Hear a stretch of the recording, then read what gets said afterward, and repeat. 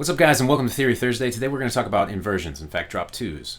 And what those are essentially you're taking the same four notes of a chord that involves 7's, and in this case a major 7 chord, so a C major 7, and then inverting it different ways. So you're starting with the root on the bottom, and then you're having the third on the bottom, then the fifth on the bottom, and then the seventh on the bottom. And it's going to have a different sound every time, and this is how it sounds and what it's useful for.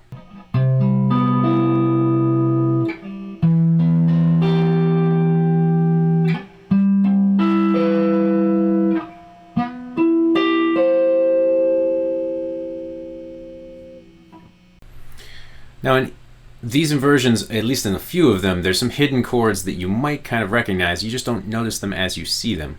And here are some of them. The root position you know as just a C major chord, C major 7 chord.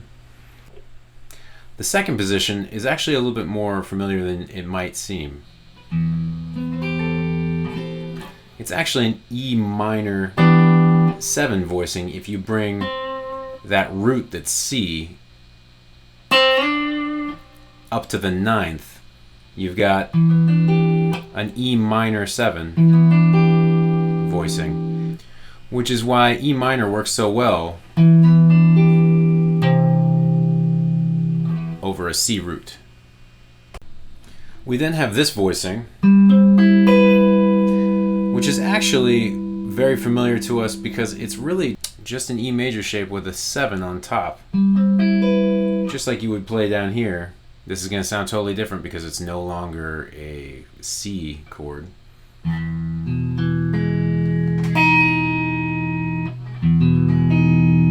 Right? Or you'd play a dominant 7 that way sometimes.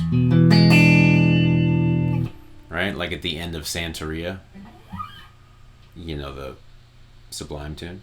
And lastly, we have this voicing, which if you take a kind of close look at up here on the 12th fret, I'm essentially playing an A minor 7 with a 9 in the root. So, using that knowledge that C major works really well with an E minor, and apparently also really well with an A minor with a 9, why not play around with some of those sounds and see if you can kind of create this modal thing?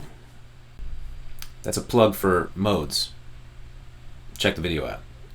So if I were going to mess around on that for a second, I might do something like this and outline some of the other chords that look like that inversion, even if the bass player is playing C the whole time. That's a B flat. Even if the bass player is playing C the whole time.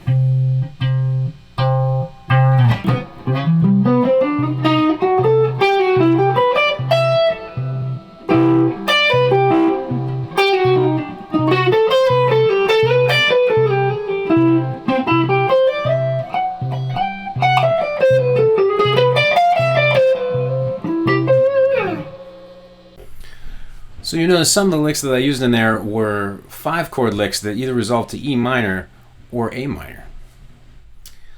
And when I go into diminished, I'll probably do something like this and talk about how if we're talking about a 5-chord in the key of E minor, we're talking about a B.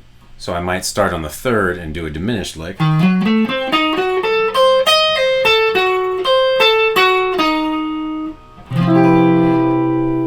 And then resolve it to C major, because again, they're kind of like sister chords, all because of inversions. Not really all because of inversions, but you know, that's kind of one way you can look at it.